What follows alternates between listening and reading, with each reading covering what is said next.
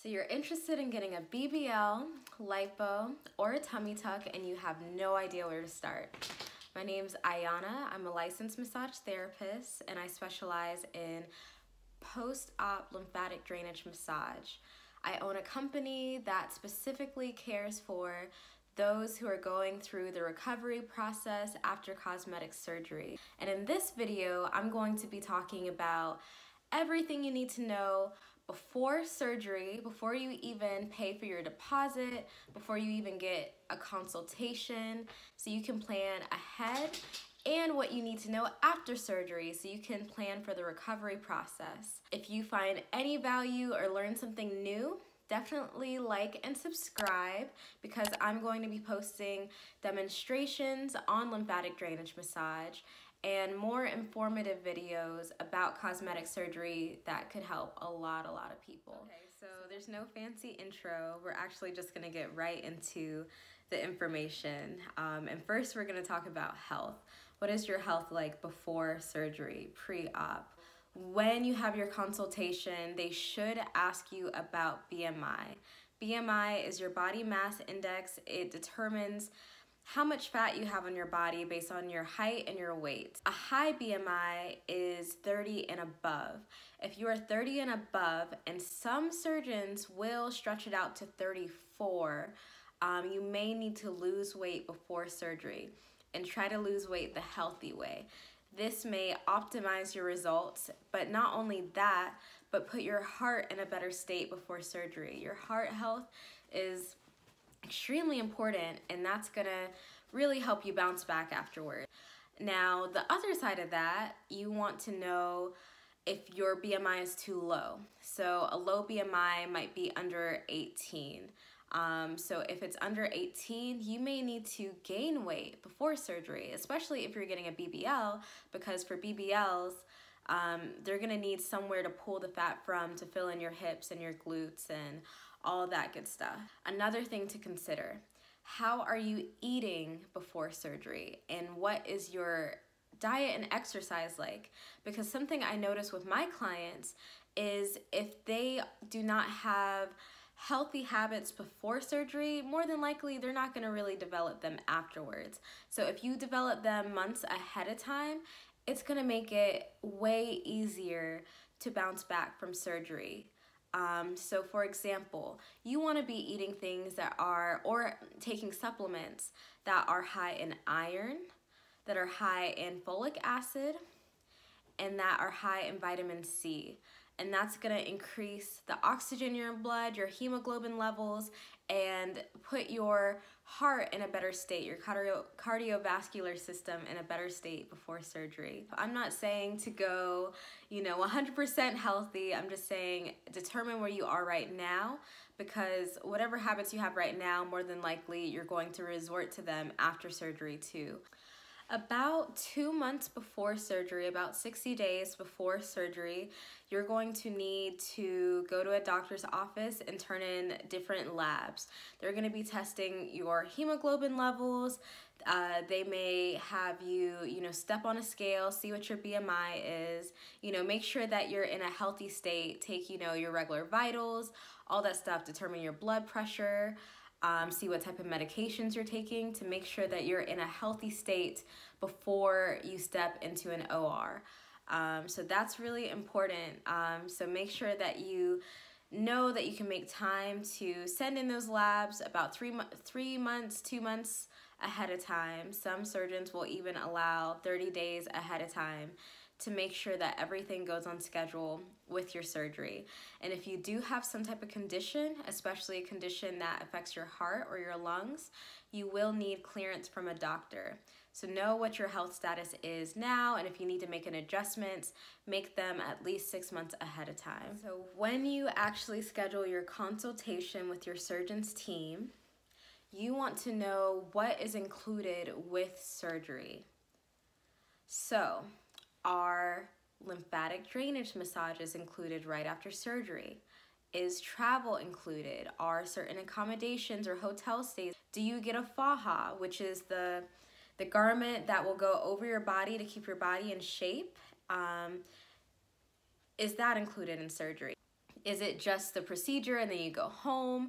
You need to find out if you also get a follow-up. Will your doctor follow up with you 3 months after surgery or 2 months after surgery? Also, another thing that is important to do is join some type of support group. So join a Facebook group. There are so many surgery Facebook groups. I'm a part of a couple because I like to let people in those surgery groups know what I do and what my company does. They can often benefit from those services that we offer. So find a recovery group to be a part of. Maybe you can answer a question for someone, because having some type of support during this process is going to be really important. Also examine the people around you. Do you have support when you get your cosmetic surgery?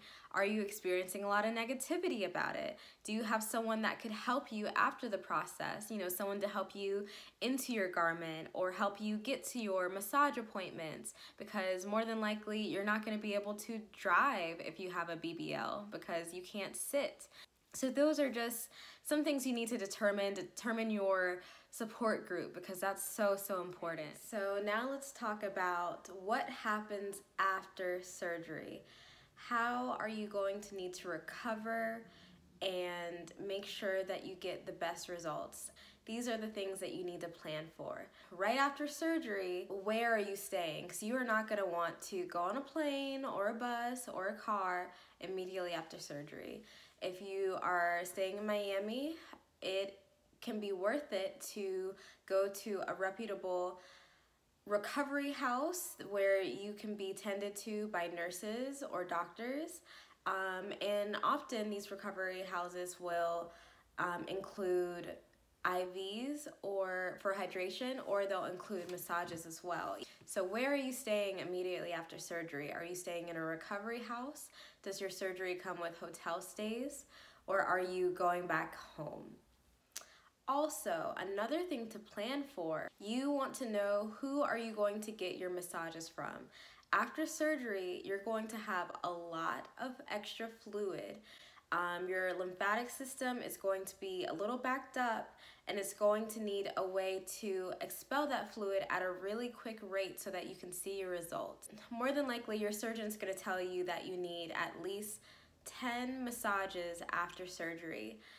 When I see my clients, I don't tell them 10. It depends on the client and how much fluid is present, but I know for a fact the first 3 months after surgery, you will need to be getting massages on a weekly basis so that you won't develop any bumps, any fibroids, seromas, pockets of fluid on your body, which is very common.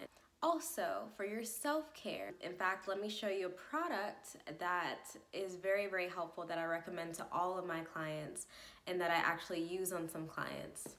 For self-care, I recommend to most of my clients to use this product right here.